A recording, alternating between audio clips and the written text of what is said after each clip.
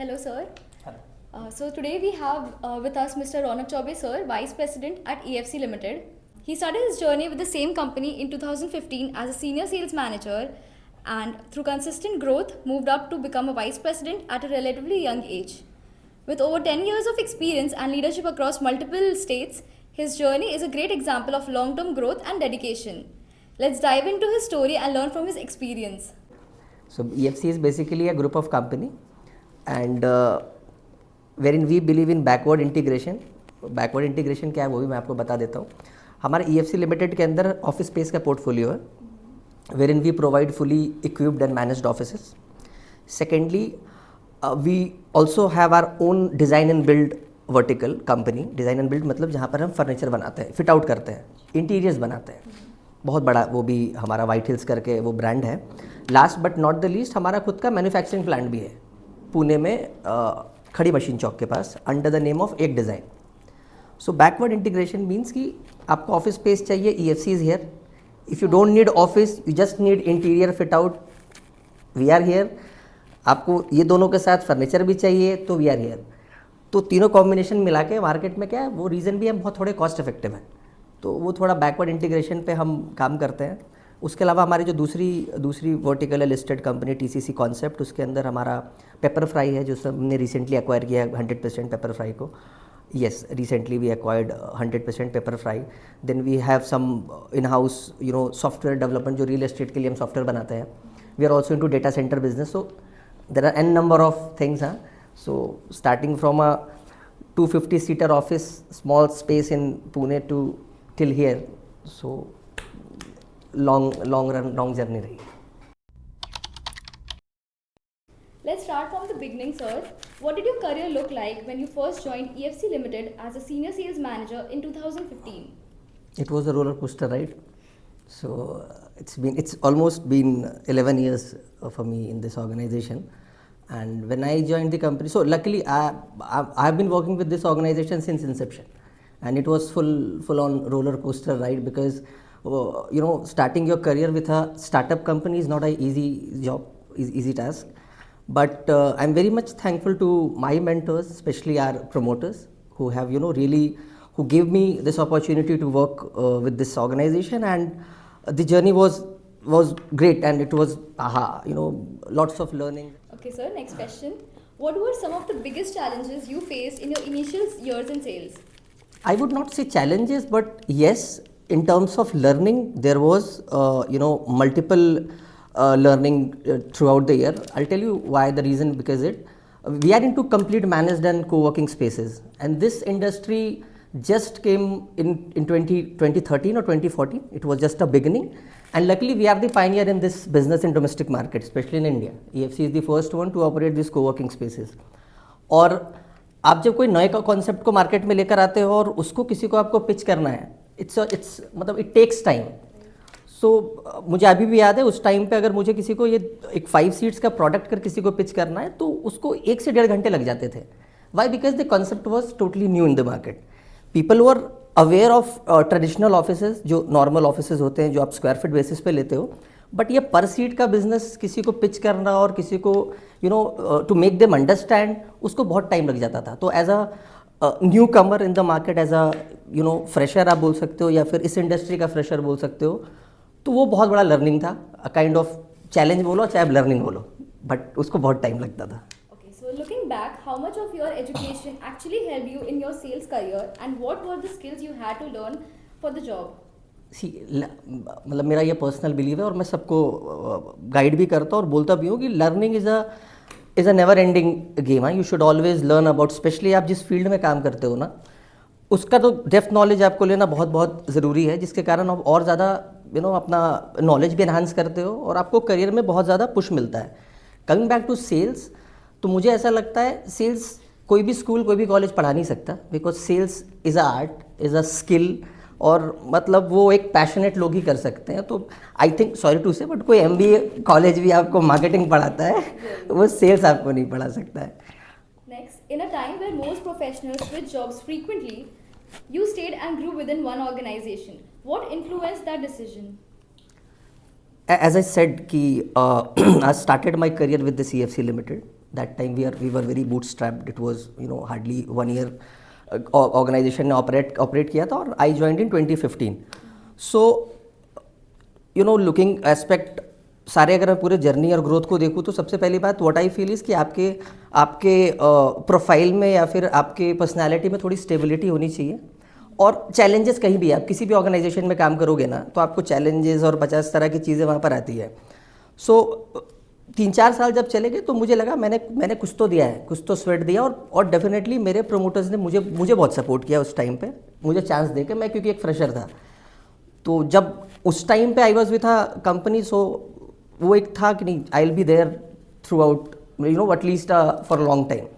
And touch wood आज 11 साल हो गए उसी जगह पे. How did your role evolve as you moved from senior sales manager to city head, then regional head, and now vice president?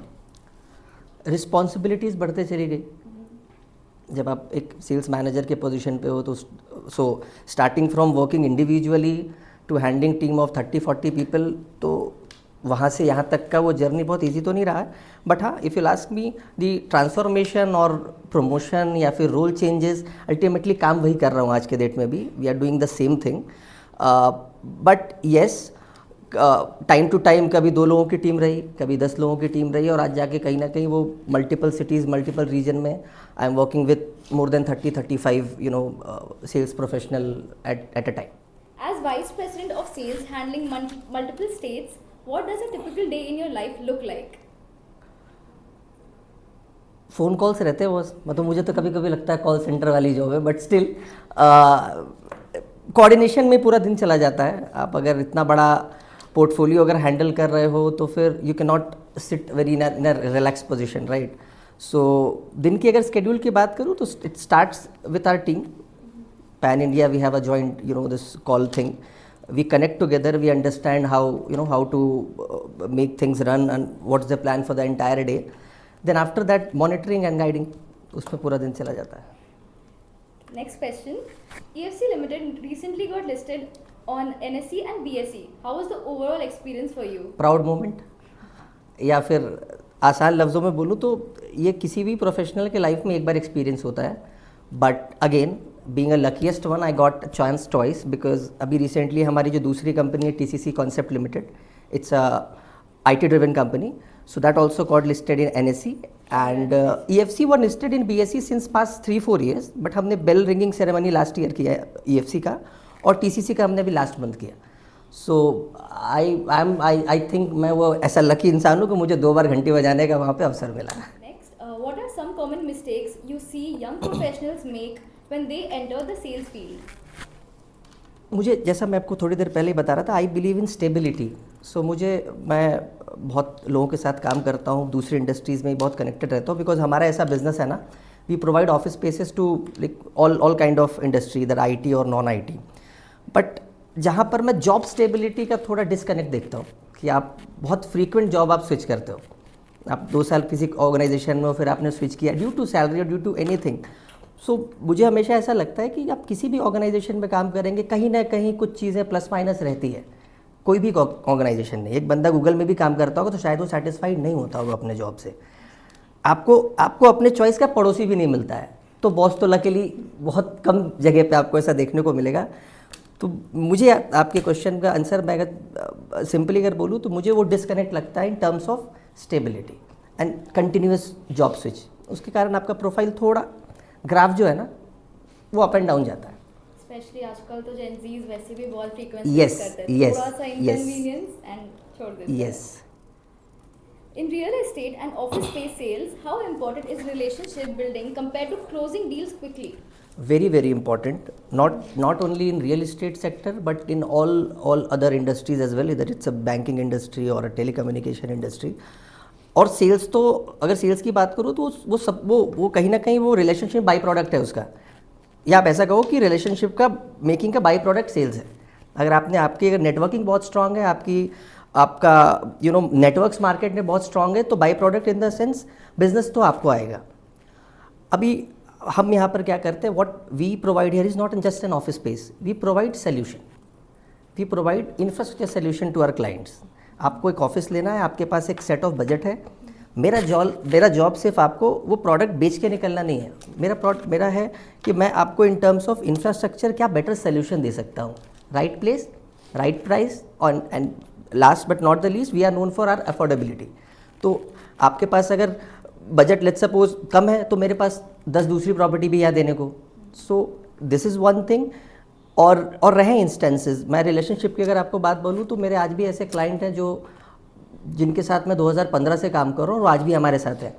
मतलब उन्होंने शायद वो 10 सीट से स्टार्ट किया होगा और अभी उनके पास कुछ 250-300 लोगों की टीम होगी, सिर्फ इस सिटी में नहीं और दूसरे सिटी में भी। ऐसे बहुत सारे क्लाइंट हैं जो हमारे पास से मूव आउट भी किए, but again due to that relationship, due to that confidence, they again came back to EFC and they again have their office with us. What skills should someone focus on if they want to build a strong career in sales today? See first of all आपको बहुत flexible होना रहेगा अगर आप sales industry में होना। Sales जैसा मैंने थोड़ी देर भी बोला, मुझे ऐसा लगता है sales is not just a job, it's a skillful job, और बहुत उसके लिए बहुत पैशनेट लोग भी लगते हैं अगर आप ऐसा देखो जो। और वो सिर्फ एक मतलब मैं क्या बोलूँ, एक आर्ट है, सेल्स इज़ अ आर्ट। तो अगर किसी को बहुत लॉन्ग टर्म करियर अगर सेल्स में बनाना ना, तो उनको बहुत फ्लेक्सिबल रहना पड़ेगा। फर्स्ट ऑफ ऑल आपको बहुत हम्बल रहना पड़ेगा और आपको बहुत ज़्यादा पेशेंस रहना पड़ेगा, पेशेंटफुल। जैसे मुझे ऐसा लगता है कि मैं बहुत पेशेंटफुल हूँ एक टाइम पर, बहुत इम्पेशेंट भी हूँ। इम्पेशेंट इन द सेंस कि अगर मुझे आज के डेट में मेरा ये दिन का टारगेट है, फॉर एन एग्जांपल, कि मुझे 10 लाख रुपीज़ का बिजनेस करना है, जो कि आज के डेट में पॉसिबल है मेरे लिए 7 दिन के अंदर, because we have a very big portfolio and this industry is very known to everyone. Secondly, if I want to, this is patient, ठीक है, मैं बहुत इम्पेशेंट रहूँगा, सॉरी नॉट पेशेंट, कि मुझे ये बिज़नेस करना है 7 दिन में, विच इज़ पॉसिबल। मुझे अगर यही टारगेट लेके जाना है उसको 10 करोड़ तक, तो मुझे थोड़ा पेशेंस रखना पड़ेगा। You getting my point? तो वहाँ पर दोनों कॉम्बिनेशन एक साथ है। तो मुझे वही लगता है आपको बहुत फ्लेक्सिबल, बहुत हम्बल और एक टाइप पे बहुत ठहराव आपके पास रहना चाहिए, तो आप सेल्स में बहुत लॉन्ग रन टिकोगे। एक्चुअली अभी मैं सोनी की कैंपस एम्बेसडर हूँ, तो मेरा अभी कैंपस एम्बेसडर प्रोग्राम ख़त्म होने आया है एंड उन्होंने अभी रेज्यूमे वगैरह मांगा है, तो शायद से वो लोग सोच रहे हैं लेने के लिए कंपनी। बहुत अच्छा। बट वही है कि सेल्स और मार्केटिंग ही रहेगा, और मेरा तो मतलब मैंने डिजिटल मार्केटिंग की है, तो मैं थोड़ा सा सोच रही हूँ।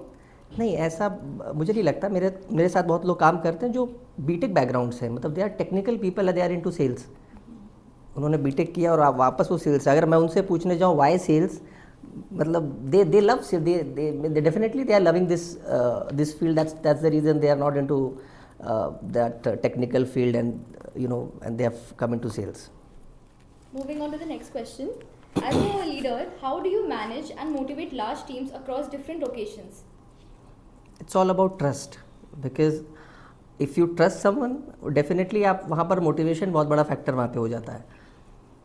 अगर हम हमारी बात करें और हम यहाँ पे कैसे ऑपरेट करते हैं, personally what structure I have made, I believe in full decentralization. हमने फुल डिसेंट्रलाइज करके रखा है हमारे सिस्टम को। हमारे इधर एक सेल्स मैनेजर भी अगर हैं, उनके पास भी मतलब we give full authority to them to run the entire business. वहाँ पर वो ट्रस्ट अराइज होता है। उनको अपने सिटी हेड को या फिर अपने सीनियर मैनेजर को प्राइस पॉइंट के लिए फ़ोन नहीं करना है। Yes, we are here to help them to in any manner. रात को 12 बजे भी हम बिजनेस के लिए तैयार हैं, but from day one we have given that right authority. You go on a call, you have this number in your hand, you sit with a legal team for agreement, this thing, जो भी agreement vet होता है हमारा, आप हमारी fit out team के साथ बैठो, लेआउट डिस्कशन करो।